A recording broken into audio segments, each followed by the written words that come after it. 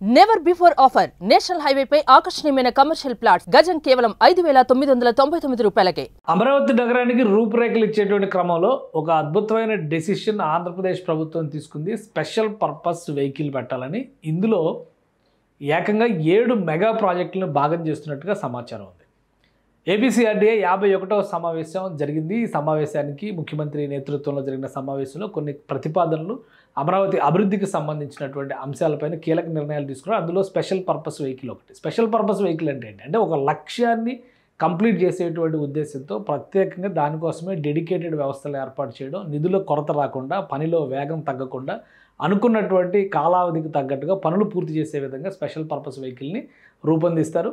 గతంలో కూడా అమరావతి నిర్మాణానికి స్పెషల్ పర్పస్ వెహికల్ మొత్తం అమరావతి నిర్మాణానికే పెట్టాలనేటువంటి కొన్ని ప్రతిపాదనలు వచ్చింది. కేంద్రం కూడా దీన్ని ప్రతిపాదించింది అనేటువంటి ప్రచారం జరిగింది. ఇప్పుడు తాజాగా ఆంధ్రప్రదేశ్ ప్రభుత్వమే సొంతంగా నిర్ణయం తీసుకుంది. పబ్లిక్ ప్రైవేట్ పార్ట్నర్షిప్ P3 మోడల్లో తీసుకొచ్చేటువంటి PPP మోడల్లో తీసుకొచ్చేటువంటి ఈ నిర్మాణ వ్యవస్థలన్నింటిలో ఒక 7 మెగా ప్రాజెక్టులను భాగం చేస్తున్నట్టు తెలుస్తుంది. 7 మెగా ప్రాజెక్టులని భాగం చేయడం వల్ల జరిగేటువంటి అడ్వాంటేజ్ ఏంటంటే తూర్పు, ఉత్తరం, దక్షిణం, పడమర అంటారు కదా, ఈ మొత్తం అన్ని దిక్కుల్లో కూడా అమరావతికి సంబంధించినటువంటి ల్యాండ్ మార్క్ కన్స్ట్రక్షన్స్ మొదలవుతాయి. ఇందులో ఏమేమి ప్రాజెక్టులు ఉన్నాయో ఒకసారి విశ్లేషించేటువంటి ప్రయత్నం చేద్దాం. అధికారికంగా ప్రభుత్వం ఇంకా దీన్ని అనౌన్స్ చేయాల్సినటువంటి అవసరం ఉంది.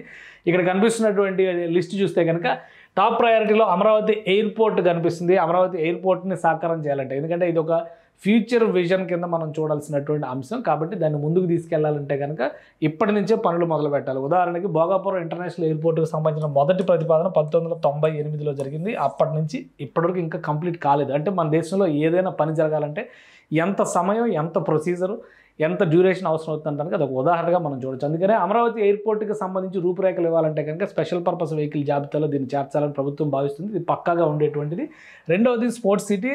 ఆల్రెడీ అమరావతి మాస్టర్ ప్లాన్లో స్పోర్ట్స్ సిటీ అనేటువంటి ఒక ప్రతిపాదన ఉంది. అయితే దానికి సమాంతరంగా కృష్ణానదికి ఆవల వైపున మరొక నగరాన్ని ఇంటర్నేషనల్ స్టాండర్డ్స్తో అమరావతి ఒలింపిక్ విలేజ్ తరహాలో, ఆ ఒలింపిక్ సిటీ తరహాలో నిర్మించాలని ప్రభుత్వం భావిస్తుంది. దాన్ని కూడా స్పెషల్ పర్పస్ వెహికల్ జాబితాలో పెడుతున్నట్టు తెలుస్తుంది. ఇక ఎన్టీఆర్ విగ్రహాన్ని నీరుకొండ దగ్గర 60 అడుగుల ఎత్తులో ఎన్టీఆర్ విగ్రహాన్ని పెట్టాలని చెప్పని ప్రభుత్వం భావిస్తుంది. దాన్ని కూడా ఈ లిస్టులో పెడుతుంది. ఇక స్మార్ట్ ఇండస్ట్రీస్కి సంబంధించి అమరావతి హరిశ్చంద్రపురం బ్రిడ్జ్ దగ్గర నుంచి యువతల ప్రాంతంలో ఉన్నటువంటి ప్రాంతంలో స్మార్ట్ ఇండస్ట్రీస్ని డెవలప్ చేయాలని చెప్పని రాష్ట్ర ప్రభుత్వం ప్రతిపాదిస్తుంది. వాటిని కూడా ఈ జాబితాలో పెట్టేటువంటి అవకాశం ఉంది. ఇక రివర్ ఫ్రంట్, కృష్ణా రివర్ ఫ్రంట్కి సంబంధించి సమగ్ర ప్రణాళికని డిజైన్ చేసింది రాష్ట్ర ప్రభుత్వం. దానిని ఇందులో పెట్టాలని భావిస్తుంది. ఇక రోప్వేకి సంబంధించినటువంటి నిర్ణయం కూడా ఉంటుంది. అటు కనకదుర్గ గుడి దగ్గర నుంచి భవానీ ఐలాండ్స్ మీదుగా ఇటువైపు రోప్వే ఒక ప్రతిపాదన ఉంది.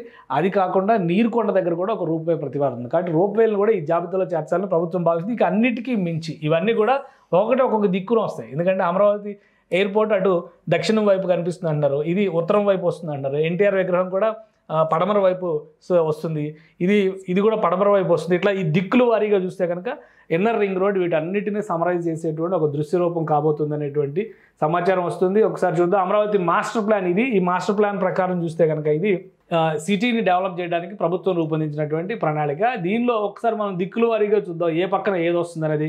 అమరావతి ఎయిర్పోర్ట్ ఈ ప్రాంతంలో వచ్చేటువంటి అవకాశం ఉంది. ఎయిర్పోర్ట్కి సంబంధించి ఇక్కడ భూసేకరణ జరుగుతున్నటువంటి ప్రచారం జరిగింది. స్మార్ట్ సిటీకి సంబంధించినటువంటి అన్నీ కూడా ఈ ప్రాంతంలో వచ్చే అవకాశం ఉంది. స్పోర్ట్స్ సిటీకి సంబంధించినటువంటి ల్యాండ్స్ అన్ని ఈ ప్రదేశంలో చూస్తారు. ఇక నీరుకొండ, ఇది మనం జూమ్ చేసి చూస్తే కనుక ఇదే నీరుకొండ, ఇక్కడ ఎన్టీఆర్ విగ్రహం రాబోతుంది. ఇక విజయవాడ దుర్గగుడి దగ్గర నుంచి రోప్వేలకు సంబంధించినటువంటి ప్రతిపాదనలు ఉన్నాయి. సో వీటన్నిటిని సమరైజ్ చేస్తూ వచ్చేదే ఇన్నర్ రింగ్ రోడ్. ఈ ఇన్నర్ రింగ్ రోడ్ అనేది కాలగర్భంలో కలిసిపోయింది అని అందరూ భావించారు, కానీ అది లైవ్లో ఉంది అని చెప్పాను. నేను చాలాసార్లు చెప్పాను. ఎందుకంటే అప్పటికే 2018 నాటికి దీనికి సంబంధించినటువంటి గెజిట్ నోటిఫికేషన్ని రాష్ట్ర ప్రభుత్వం రిలీజ్ చేసింది.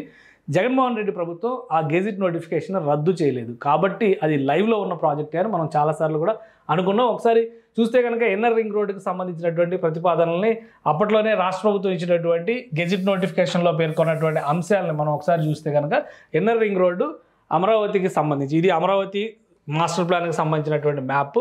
ఈ చుట్టూ ఉన్నటువంటి లైన్, ఈ రెడ్ మార్క్లో ఉన్నటువంటి line inner ring road phase 1కి సంబంధించి, ఇక్కడ క్లియర్గా ఉంది చూడండి, ఫేజ్ 1కి సంబంధించింది. ఈ గ్రీన్ లైన్ ఫేజ్ 2కి సంబంధించి. అంటే ఇప్పుడు తీసుకోబోయేటువంటి ప్రాజెక్టులు ఈ మూల వస్తున్నటువంటి ప్రాజెక్టులు వీటన్నింటిని చూస్తే కనుక ఒక సమగ్ర స్వరూపాన్ని ఇవ్వాలంటే కనుక ఇన్నర్ రింగ్ రోడ్ని కూడా టేకప్ చేయాలని చెప్పి రాష్ట్ర ప్రభుత్వం నిర్ణయించింది. అందుకనే స్పెషల్ పర్పస్ వెహికల్లో ఇన్నర్ రింగ్ రోడ్ని పెట్టారు. ఇన్నర్ రింగ్ రోడ్ బహుశా ఒక ప్రైవేట్ కంపెనీ ద్వారా పూర్తి స్థాయిలో ల్యాండ్ కూడా అప్పుడు ఎక్విజిషన్ సంబంధించిన నోటిఫికేషన్స్ కూడా రిలీజ్ చేశారు. కాబట్టి ఒక్కసారి స్క్రూటినీ చేసి ల్యాండ్ హ్యాండ్ ఓవర్ చేయడానికి మొత్తం మీద 3 నెలల సమయం మాత్రమే పడుతుందని చెప్పని ప్రభుత్వ అధికారులు అనధికారికంగా చెప్తున్నారు. కాబట్టి ఇన్నర్ రింగ్ రోడ్ని కూడా ఇమ్మీడియట్గా ప్రతిపాదనలోకి తీసుకొచ్చేటువంటి అవకాశం ఉంది. ఇప్పుడు మీకు ఒకసారి చూస్తే కనుక అమరావతి సమగ్ర స్వరూపం విషయంలో కనబడేటువంటి దృశ్యం ఇది inner ring road blue line మధ్యలో కనిపిస్తున్నటువంటి బ్లూ లైన్ ఇన్నర్ రింగ్ రోడ్డుకు సంబంధించినటువంటి మ్యాప్. సో ఈ మధ్యలోనే మొత్తం అంతా కూడా ఈ మధ్యలోనే జరుగుతుంది డెవలప్మెంట్ అంతా. ఇప్పుడు స్పెషల్ పర్పస్ వెహికల్ కింద పెట్టబోతున్నటువంటి ప్రాజెక్ట్స్ అన్నీ కూడా including smart city, sports city, Amaravati airport అవన్నీ కూడా ఈ పరిధిలోకి వస్తాయి. దీనిపైన ఒక సమగ్రమైన కసరత్తు చేయడం ద్వారా అధికార యంత్రాంగం ఒక నోట్ ప్రిపేర్ చేసేటువంటి అవకాశం ఉంది. క్యాబినెట్ అప్రూవల్ తర్వాత ఈ స్పెషల్ పర్పస్ వెహికల్లో పెట్టబోతున్నటువంటి ప్రతిష్టాత్మక ప్రాజెక్టుల లిస్ట్ని ఫైనల్ చేసేటువంటి అవకాశం ఉంది. ఇప్పటివరకు ఉన్నటువంటి సమాచారం ప్రకారం చూస్తే 7 ప్రాజెక్టులు పక్కాగా ఎస్పీవీ కిందకి రాబోతున్నాయి. ఎస్పీవీ కిందకి వస్తే కనుక కనీసం 3 నెలల నుంచి 6 నెలల వ్యవధిలో ఈ పనులన్నీ కూడా ఇక్కడ మొదలుపెట్టేటువంటి అవకాశం ఉంటుంది. వీటి టార్గెట్ కూడా 3 సంవత్సరాల లోపు మొదటి ఫేజ్ అంటే మొత్తం కంప్లీట్ చేయకపోయినా కానీ దశల వారీ ఆవిష్కరణ జరగాలనేటువంటి సంకల్పంతో రాష్ట్ర ప్రభుత్వం ఉంది. అంటే 2028-29 నాటికి అమరావతిలో 4 దిక్కులా కూడా 4 రకాల బలమైనటువంటి విస్తారమైనటువంటి అతిపెద్ద ప్రాజెక్టులు వచ్చేటువంటి అవకాశం ఉంది. ఇప్పుడు అమరావతికి కావాల్సినటువంటి road network, infrastructure network, electricity, drainage, water supply ఇవన్నీ కూడా ఆల్రెడీ ప్రభుత్వమే చేస్తుంది.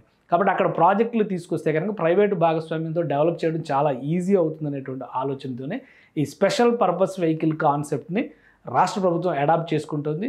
ఆల్రెడీ సిఆర్డీఏ సమావేశంలో దీన్ని అప్రూవ్ చేశారు. కాబట్టి ఇది as per the proceedings cabinet అప్రూవల్కి వెళ్లాల్సి ఉంటుంది. క్యాబినెట్ నోట్ ప్రిపేర్ చేస్తారు. తర్వాత జరగబోయేటువంటి క్యాబినెట్ సమావేశంలో దీన్ని అప్రూవల్ చేస్తే కనుక ఈ బాధ్యతలన్నింటినీ కూడా సిఆర్డీఏకి కట్టబెడుతూ క్యాబినెట్ నిర్ణయం తీసుకునేటువంటి అవకాశం ఉంటుంది. అప్పుడు సిఆర్డీఏ ఒక్కొక్క ప్రాజెక్టుకి సంబంధించినటువంటి అంశాలన్నింటినీ కూడా టెండర్ల రూపంలో ప్రాసెస్ చేసి ఎవరిని ప్రైవేట్ పార్ట్నర్స్గా సెలెక్ట్ చేయాలనేటువంటిది డిసైడ్ చేస్తారు. కాబట్టి ఈ ప్రాసెస్ అంతా అవడానికి 3 నుంచి 6 నెలల సమయం పట్టొచ్చు. కానీ నిన్న అనౌన్స్ చేశారు, ఇవాళ అవ్వలేదని చెప్పిన అడిగితే మనం ఏం చేయలేము. కాకపోతే ప్రభుత్వం ఒక ప్రణాళిక ప్రకారం సమయాన్ని సద్వినియోగం చేసుకోవడం, ప్యారలల్గా సమాంతరంగా పనులు చేసుకుంటూ వెళ్ళడం, నిధుల కొరత రాకుండా ఉండాలంటే కనుక ఎస్పీవీ కేటగిరీలోకి తీసుకొచ్చి ప్రభుత్వం ఇవ్వాల్సినటువంటి సహకారం ఇవ్వడం, ప్రైవేటు భాగస్వామ్యాన్ని ఇందులో మేళవించడం, ఇదే కాన్సెప్ట్తో ఇప్పుడు ఎస్పీవీ పైన ఆంధ్రప్రదేశ్ ప్రభుత్వం స్పెషల్ ఫోకస్ పెట్టింది. సుమన్ టీవీలో మీ పర్సనల్ అండ్ బిజినెస్ ప్రమోషన్స్ కోసం కింది నెంబర్కి కాంటాక్ట్ చేయండి.